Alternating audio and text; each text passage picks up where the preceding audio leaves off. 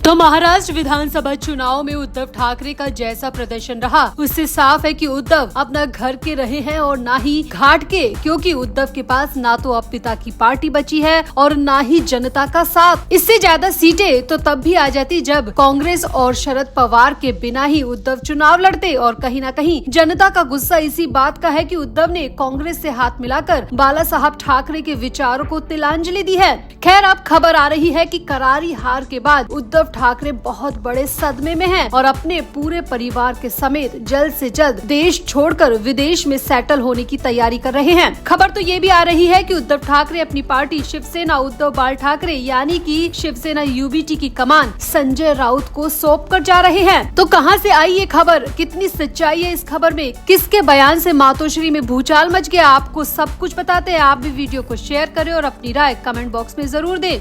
तो एकनाथ शिंदे की शिवसेना के नेता रामदास कदम ने बड़ा दावा किया है कि जल्द ही शिवसेना यूबीटी प्रमुख उद्धव ठाकरे रात के अंधेरे में अपने परिवार के साथ देश छोड़कर विदेश भाग जाएंगे। रामदास कदम ने कहा कि 20 नवंबर को महाराष्ट्र विधानसभा चुनाव में हार के लिए इलेक्ट्रॉनिक वोटिंग मशीन को दोषी ठहराने के लिए विपक्ष उतावला हुए जा रहा है, लेकिन मुझे तो अंदर की खबर ये मिल रही है कि उद्धव ठाकरे अब देश में रहना ही नहीं चाहते हैं, मुंबई में रहना ही नहीं चाहते हैं, इसीलिए वो अपने पूरे परिवार के साथ अपने दोनों बेटे और अपनी पत्नी के साथ देश छोड़कर विदेश भागने की तैयारी कर रहे हैं। रामदास कदम ने कहा कि उनकी पार्टी के सभी नेता इलेक्ट्रॉनिक वोटिंग मशीन यानी ईवीएम को दोषी ठहरा रहे हैं, लेकिन उद्धव ठाकरे का इस पर कोई भी बयान नहीं आया। उद्धव ठाकरे पहले कई बार चुनाव के बाद ईवीएम को दोषी ठहरा चुके हैं, लेकिन इस बार उद्धव ठाकरे बिल्कुल चुप है, क्योंकि उद्धव ठाकरे ने अब तय कर लिया है कि उन्हें चुनाव और राजनीति से दूर हो जाना है। यही नहीं, उन्होंने तो ये भी तय कर लिया कि उन्हें इस देश से ही दूर हो जाना है, इसीलिए वो अपने परिवार के साथ विदेश में सेटल होने की तैयारी कर रहे हैं। रामदास कदम ने दावा किया कि विपक्ष ईवीएम को दोष दे रहा है और महाराष्ट्र को गुमराह करने की कोशिश कर रहा है। शिवसेना यूबीटी नेताओं के एक वर्ग द्वारा स्थानीय निकाय चुनाव में पार्टी के अकेले लड़ने की मांग के बारे में पूछने पर रामदास कदम ने दावा किया कि जल्दी वो दिन आएगा जब उद्धव ठाकरे रात के अंधेरे में 2 बजे देश छोड़कर भाग जाएंगे। कदम ने ठाकरे पर शिवसेना के संस्थापक दिवंगत बाला साहब ठाकरे के आदर्शों के साथ विश्वासघात करने का भी आरोप लगाया